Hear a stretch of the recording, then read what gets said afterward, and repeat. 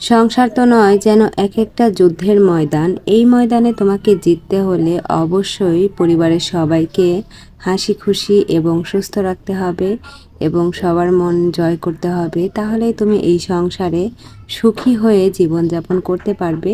আর তুমি যদি সবাইকে সুখে না রাখতে পারো তাহলে তোমার জীবনটাও বরবাদ করে দেবে। এই পরিবারের মানুষই তোমার জীবনটাকে বরবাদ করে দেবে। তাই পরিবারের সবাইকে নিয়ে হাসি খুশি থাকার নামই হচ্ছে সংসার। হ্যালো এভরিওয়ান, আসসালামু আলাইকুম। সবাই কেমন আছেন? আশা করছি আল্লাহর রহমতে সবাই অনেক ভালো আছেন এবং সুস্থ আছেন। কাছে কিংবা দূরে, দেশ এবং দেশের বাহিরে যে যেখান থেকে বসে আমার আজকের ভিডিওটা দেখছেন, আপনাদের সবাইকে আন্তরিক শুভেচ্ছা ও অনেক অনেক অভিনন্দন জানিয়ে আমার আজকের ভিডিওটা শুরু করতে যাচ্ছি। আমার আরও একটি নতুন ভিডিও দেখার জন্য আপনাদের সবাইকে আরও একবার শুভেচ্ছা জানাই।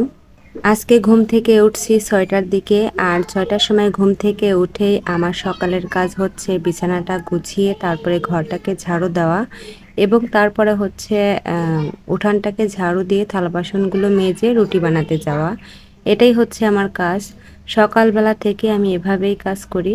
তো যেহেতু কয়েকদিন ধরে প্রচুর পরিমাণে শীত পড়া শুরু হয়ে গেছে, আমরা যেহেতু গ্রামে থাকি আর এই জন্য গ্রামে একটু বেশিই শীত পড়েছে। তো সকালবেলা এখন আর ঘুম থেকে উঠতে মন চায় না। তো তারপরেও সকাল 6টার দিকে খুব কষ্ট করে উঠি। শীতের সময় এমনিতেও কোনো শীতের পোশাক বের করা হয়নি, তবে যেহেতু শীত পড়ে গেছে শীতের পোশাকগুলো ধীরে ধীরে বের করতে হবে। আমার মেয়েরা কয়েকটা গেঞ্জি বের করেছি, তবে আমাদের কিছুই বের করা হয়নি। সকালের বাসি কাজগুলো সব আমার সারা হয়ে গেছে, আর এখন হাফ কেজি দুধ জাল দিয়ে দিয়েছি গ্যাসে।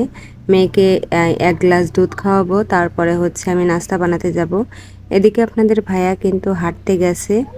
সকালবেলা হাঁটাহাঁটি করা নাকি শরীরের পক্ষে উপকার, আর এই জন্য আমিও উঠেছি, আমার হাজব্যান্ডকেও তুলে তারপরে হাঁটতে পাঠিয়েছি।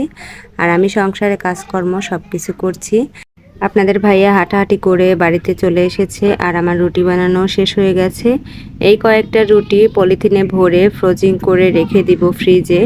তো যখন তখন বের করে কিন্তু সেকে খাওয়া যায়, আর এই জন্য রুটি বানানোর ঝামেলাও থাকে না। তো মাঝে মধ্যে আমি যখন সময় পাই তখন বেশি করে রুটি বানিয়ে ফ্রিজে রেখে দেই।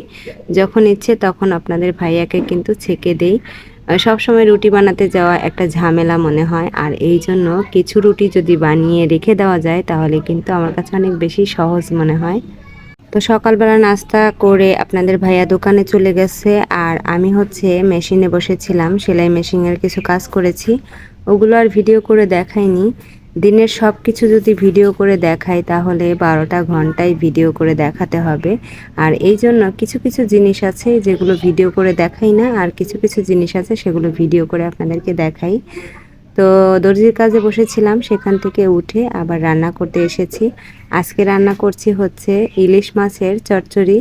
আপনাদের ভাইয়া কয়েকদিন ধরে ইলিশ মাছের চচ্চড়ি খেতে চেয়েছিল, আর এই জন্য আজকে ইলিশ মাছের চচ্চড়ি করছি। পোল্লা দিয়ে আলু দিয়ে চচ্চড়ি করছি। আমাদের এখানে ধনধলকে কিন্তু পোল্লা বলা হয়, আর এই জন্য আমি পোল্লা বললাম। আর এদিকে রাইস কুকারে ভাত বসিয়ে দিয়েছি। এমনভাবে ফেনা উঠেছে যে একেবারে নষ্ট হয়ে গেছে জায়গাটা। প্রায় দিনই পরিষ্কার করি, তবে একবার যদি ভাত রান্না করা হয় তাহলে সেই জায়গাটা একেবারে কেমন যেন হয়ে যায়। ইলিশ মাছ চচ্চড়ির সাথে একটা কাঁচকলা ভাতে দিয়েছিলাম, মানে ভাতের মধ্যে দিয়ে সিদ্ধ করে ওই কাঁচকলাটাকে ভর্তা করে দুপুরবেলা সবাই মিলে কিন্তু খেয়েছি। তো দুপুরের খাওয়া দাওয়াটা আর ভিডিও করিনি, কারণ আপনাদের ভাইয়া বাড়িতে আসলে খুবই তাড়াহুড়া করে, আর এই জন্য সব কিছু ভিডিও করে তেমন বেশি শান্তি পাই না। তো যখন সে কোনো তাড়াহুড়া না করে তখনই ভিডিও করি, আর যখন তাড়াহুড়া করে তখন আর কোনো ভিডিও করি না।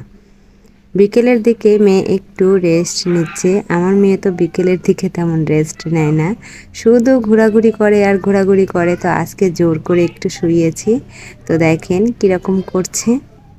আমার মেয়ের বিছানায় একা একা শুয়ে একদমই ভালো লাগছে না, আর এইটা আমি খুব ভালো করেই বুঝি। সন্ধ্যার পর পর দেখেন আমার ঘরে কত রকমের পোকামাকড় আসে। তো কেন জানি না যে এত পোকামাকড় আমার ঘরে আসে। এগুলো হচ্ছে কালা পিঁপড়া, মানে আমরা বলে থাকি কালো ডাই। তো ওই ডাইগুলো আমার ঘরে প্রতিদিন আসে, হাজার হাজার ডাই হয়। এগুলো উড়ে উড়ে আসে, কোনো জায়গা থেকে আসে না। তো জানি না কেন আমার ঘরে এত এই কালো ডাইগুলো আসে। আমার মেয়েকে প্রতিদিন 3 থেকে 4টা ডাই কামড় দেয়, আর এমনভাবে কামড় দেয় সেই জায়গার মাংস পুরো ছিঁড়ে নিয়ে যায়। তো কালো পিঁপড়াগুলো খুবই ভয়ঙ্কর, খুবই শক্তিশালী। ওদের দাঁতে যে এত জোর, পুরো মাংস ছিঁড়ে নিয়ে আসে, এরকম একটা অবস্থা। তো আমার আজকের ভিডিওটা আপনাদের কাছে কেমন লেগেছে তা অবশ্যই কমেন্টে জানাবেন। আর যদি ভালো লেগে থাকে তাহলে দয়া করে একটা লাইক করে দেবেন। অনেকেই আছেন আমার ভিডিওগুলো দেখেন কিন্তু আমার ভিডিওতে কোনো লাইক কমেন্ট করেন না। আসলে আমি বুঝতে পারি না, কমেন্ট না হয় আপনাদের একটু কষ্ট হয়, লাইক করতে তো কোনো কষ্ট নেই বা কোনো টাকা পয়সা কিছুই লাগে না, তাহলে একটা লাইক করতে আপনাদের অসুবিধাটা কোথায়? তাই আপনাদের কাছে একটাই অনুরোধ থাকবে, দয়া করে আমার ভিডিওতে একটি লাইক দিয়ে যাবেন। তো আপনি যদি আমার চ্যানেলে নতুন হয়ে থাকেন তাহলে অবশ্যই আমার চ্যানেলটিকে সাবস্ক্রাইব করে আমার পাশেই থাকবেন।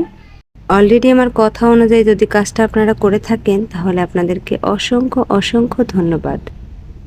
তো আজকের মতো ভিডিওটা এই পর্যন্তই। দেখা হচ্ছে আপনাদের সাথে অন্য কোনো ভিডিওতে। ততক্ষণে সুস্থ থাকবেন, শরীরে খেয়াল রাখবেন। আল্লাহ হাফেজ।